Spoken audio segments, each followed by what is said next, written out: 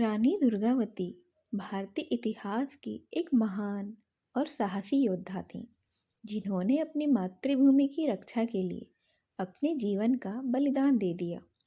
उनका जीवन वीरता, बलिदान और नेतृत्व का प्रेरणादायक उदाहरण भी है।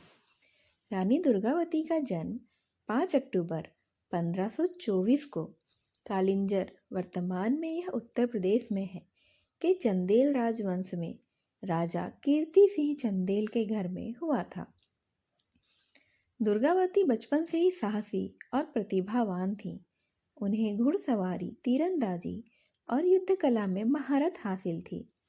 उनका विवाह गोंडवाना साम्राज्य के राजा दलपत शाह से हुआ, जो गोंड राजवंश के शक्तिशाली राजा संग्राम शाह के पुत्र थे।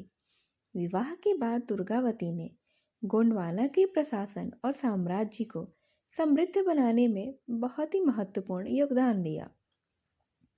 दलपत शाह की मृत्यु के बाद दुर्गावती ने अपने पुत्र वीर नारायण के संरक्षक के रूप में गोंडवाना का शासन संभाला।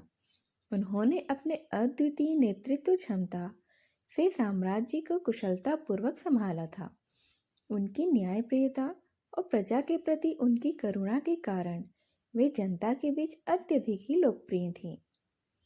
गोंडवाना साम्राज्य की समृद्धि मुगल साम्राज्य की नज़रों में ही आ गई थी। अकबर के सेनापति आसफ खान ने गोंडवाना पर हमला किया। रानी दुर्गावती ने वीरता से मुकाबला करने का निर्णय लिया। अपने छोटे से सैन्य बल के बावजूद उन्होंने मुगलों की विशाल सेना का डटकर सामना किया था। जून 1564 में नरई नाला के पास युद्ध हुआ। रानी ने अपनी रणनीतिक कुशलता और साहस से मुगल सेना को कड़ी टक्कर दी थी। हालांकि मुगल सेना की संख्या अत्यधिक होने के कारण रानी की सेना हारने लगी।